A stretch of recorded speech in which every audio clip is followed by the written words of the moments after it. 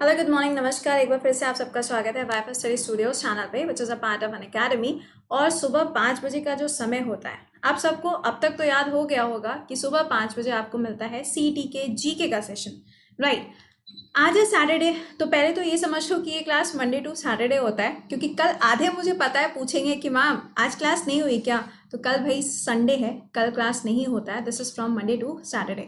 इसमें आपको टोटल हर दिन मिलते हैं 20 सवाल, जिसको आपको अटेम्प्ट करना होता है। बेस्ट तरीका होता है किसी भी चीज़ को प्रिपेयर करने का, अगर आप उसके लिए पहले से तैयार हो, अगर आपने हर एक चीज़ को पहले से पढ़ के रखा हुआ है, तो जस्ट पॉज द वीडियो को पॉज करो, आंसर करो, then again play, then again pause, then again play. इस तरीके से करके आप खुद से अटेम्प्ट कर सकते हो सारे क्वेश्चंस को, क्योंकि ये क्लास आपका रिकॉर्डेड मोड में होता है। ईजी होता है क्वेश्चंस को अटेम्प्ट कर पाना। इसके अलावा आज आपका ये मॉक टेस्ट लगा हुआ है। जी हाँ, मॉक टेस्ट लगा है। 40 सवाल आपके लिए होंगे। ये क्लास आपका होगा सुबह 9:30 बजे। कौन से चैनल पे? वाईफाई स्टडी मेन चैनल पे, स्टूडियोज पे जहां हम लोग अभी हैं। इस वाले पे नहीं है 9:30 बजे। ये क्लास आपका किस पे होगा? वाईफाई स्टडी मेन चैनल पे रहेगा, ठीक है। और 7 बजे तो हर दिन आपसे इसी चैनल पे मुलाकात होती है, आज भी मुलाकात होगी। और ये भी ध्यान रखिएगा कि संडे के दिन आपके 2 स्पेशल क्लासेस लगे हुए हैं ऑन अनअकैडमी, फ्री क्लासेस हैं। पहला क्लास जो है उसमें हम आपको पढ़ाएंगे सुबह 9 बजे क्या चीज़? जीके के टोटल 50 क्वेश्चंस, जो railway, SSC, banking, NDA, CDS और आपका स्टेट पीसीएस सबके लिए इंपॉर्टेंट होगा। और फिर जो आपका दूसरा क्लास रहेगा वो होगा दोपहर में 2 बजे, जिसमें हम आपको पढ़ाने वाले हैं अगस्त का पूरा करंट अफेयर्स, जिसमें होंगे total approx 75 to 80 questions, most important में, ठीक है। चले, अच्छा तो शुरुआत करते हैं। और ये जो आपका डेली क्लास हो रहा है, जिसका टाइम पहले 11 बजे हुआ करता था, अब मंडे टू थर्सडे इस क्लास का टाइम रहेगा सुबह 10:30 बजे। हाफ एन आवर का ये क्लास होगा, राइट। तो पहला सवाल आपके सामने आता हुआ, एक बार से सेशन को लाइक और शेयर कर दो।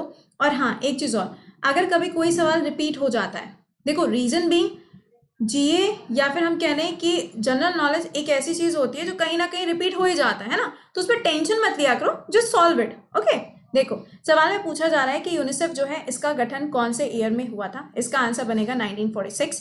लेकिन अगर आपसे पूछा आता है डब्ल्यूएचओ का गठन कौन से ईयर में हुआ है, तो 1948 में इसका फॉर्मेशन हुआ है। नेक्स्ट पॉइंट, यूनिसेफ जो है इसका हेडक्वार्टर आपको कहाँ मिलेगा? न्यूयॉर्क के अंदर मिलता है। और अभी हाल ही में ओडिशा के साथ में मिलके इन्होंने एक योजना लॉन्च करी है, जिसका नाम क्या है? मो प्रतिभा। और ये जो योजना है किसके लिए है? बच्चों के लिए है, ओडिशा के अंदर। क्वेश्चन नंबर 2 पे आओ। Dash in China is the world's longest man made waterway. आपको बताना है कि जो वाटरवेज हैं चाइना के अंदर, कौन सा वाला ऐसा है जो पूरे वर्ल्ड का लॉन्गेस्ट है और मैन मेड है। तो आंसर क्या हो जाएगा इसका? Grand canal. अच्छा, ग्रैंड से क्या याद आया? ग्रैंड से याद आया ग्रैंड रेनेसा डैम। कहाँ पे बनाया जा रहा है? तो ये इथोपिया के अंदर डेवलप किया जा रहा है। कौन सी नदी के ऊपर? This is on blue Nile river. Next पे आ जाओ, question number 3। Which of the following painting style, आपको बतानी है यहाँ पे मिथिला आर्ट फॉर्म का कौन सा इसमें से एग्जाम्पल है। जैसे कि मधुबनी लिखा है ना। अब मधुबनी पेंटिंग जो है वो कहाँ की है? This is of Bihar. Kalamkari कहाँ की हो जाएगी? This is of Andhra Pradesh की है। इसी तरीके से आपको बताना है कि इसका एग्जाम्पल क्या है, तो इसका आंसर हो जाएगा मधुबनी पेंटिंग्स। आपने देखा होगा जैसे कि लाइक बिहार वगैरह में अभी क्या है, टूरिज्म को बढ़ाने के लिए वहाँ पे जो ट्रेन्स वगैरह हैं उसके ऊपर भी इसकी जो इमेजेस हैं, जो पेंटिंग्स हैं, वो करी गई हैं, ठीक है। चलिए नेक्स्ट पे देखते हैं। Laterite soil is rich in, जो लेटराइट सॉइल होती है उसमें आपको किस चीज़ की मात्रा सबसे अधिक देखने को मिलती है? Answer will be iron. अच्छा, इसका एक और नाम है और वो नाम क्या है? That is brick soil.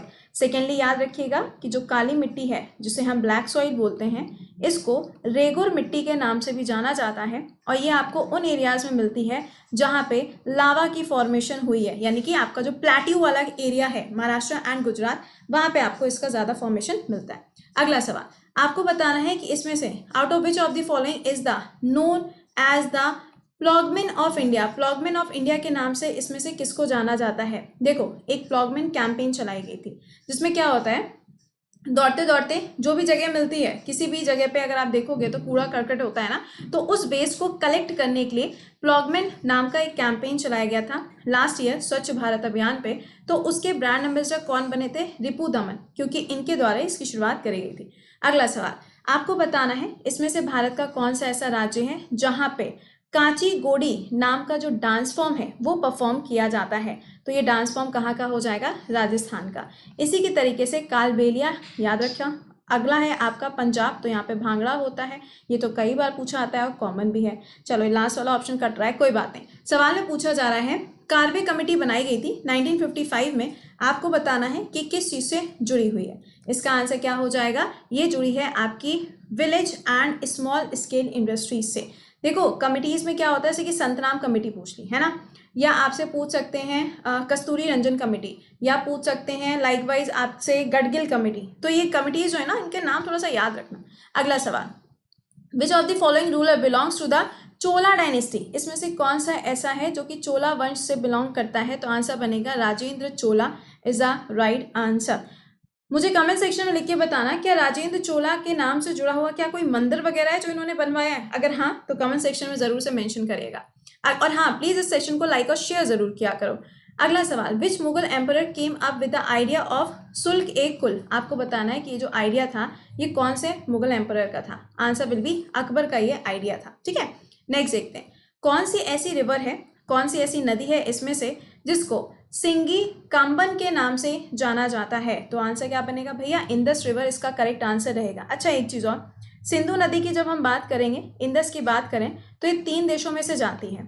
और इंदस वाटर ट्रीटी जो है, ये जो संधि है, ये 1960 में करी गई है और इसको किसके द्वारा कराया गया है? वर्ल्ड बैंक के द्वारा कराया गया है। इसी की ट्रिब्यूटरी है कौन सी? श्लोक रिवर। कहाँ पर है ये? तो लद्दाख वाला जो एरिया है जहाँ पे आपको दौलत बेग ओल्डी की लोकेशन मिलती है, वहां से आपको श्लोक रिवर की लोकेशन मिलेगी। अगले सवाल पे आते हैं, इसमें से कौन सा ऐसा विटामिन है जो कि वाटर सॉल्युबल है? तो आंसर क्या बनेगा भैया? B and C. इंपॉर्टेंट है, देखो एक जगह पर लिख लो फैट सॉल्युबल, एक जगह पर लिख लो वाटर सॉल्युबल, एग्जाम में ऐसे ही पूछा जाता है। ठीक है, नेक्स्ट पे आते हैं, what is the meaning of बंदगन in the time of Delhi सल्तनत? देखो दिल्ली सल्तनत के टाइम पे अगर आप देखेंगे तो बंदगन नाम का एक शब्द देखने को मिलता है। ये शब्द क्या दर्शाता है, क्या डिपिक्ट करता है? तो इसका आंसर हो जाएगा स्लेव्स। पहले क्या होता था यहाँ पे कि जो लोग होते थे ना उनको बेचा जाता था, तो यहाँ पे जो स्लेव्स वगैरह को खरीदा जाता था उस पूरे सिस्टम को क्या बोलते थे हम? बंदगन के नाम से जाना जाता है। जैसे कि ठगी सिस्टम हो गया, सती प्रथा हो गया, तो इन सब के लिए भी अगर आप देखोगे तो ये इंडिया के अंदर बहुत ज़्यादा पहले प्रचलित हुआ करता था, बहुत ज़्यादा फेमस हुआ करता था। खैर अब तो ये चीज़ें बहुत कम है। अगला देखो यहाँ पे, सती प्रथा तो पूरी एंड हो गई, ठगी प्रथा भी पूरी एंड हो गई थी राजा राम मोहन रॉय जी के टाइम पे। ठीक है, विच of the following passes is situated on the Ladakh area? Ladakh में इसमें से आपको कौन सा दर्रा पास देखने को मिलता है? आंसर हो जाएगा यहाँ पे खारदुंगला। देखो ये और ये तो भैया जम्मू एंड कश्मीर के एरिया में है, सबको पता है। लेकिन एक और पूछा आ सकता है, धिम्पू पास। क्या मुझे बता सकते हो कि ये कौन कौन से 3 देशों के बीच में है? तीनों कंट्रीज के नाम बताइए। अगला सवाल, इनमें से ऐसी कौन सी रिवर है जो तिरुतनी अब फेमस पिलग्रिमेज से क्रॉस करते हुए जाती है? एक ये पिलग्रिम प्लेस है जहां से क्रॉस करती है। आंसर क्या हो जाएगा?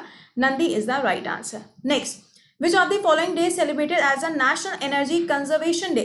इससे कौन सा डे जो है भैया वो सेलिब्रेट हो रहा है? तो वो तो पता चल गया, बट ये डे सेलिब्रेट कब होता है? तो ये ध्यान रखिएगा कि ये पूरा 1 हफ्ते तक सेलिब्रेट किया जाता है। आपको बताना है, जैसे एनर्जी कंजर्वेशन डे है ना, इसी तरीके से बायोमास डे भी होता है। तो एनर्जी कंजर्वेशन कब होता है? यह आपका 14 दिसंबर से रहेगा। ठीक है, नेक्स्ट देखो, विच of the following constitution amendment, इसमें से कौन सा संविधान संशोधन ऐसा है जो यहाँ पे क्या करता है? किसी भी पर्सन को अलाउ करता है, किसी भी व्यक्ति को यहाँ पे क्या करेगा?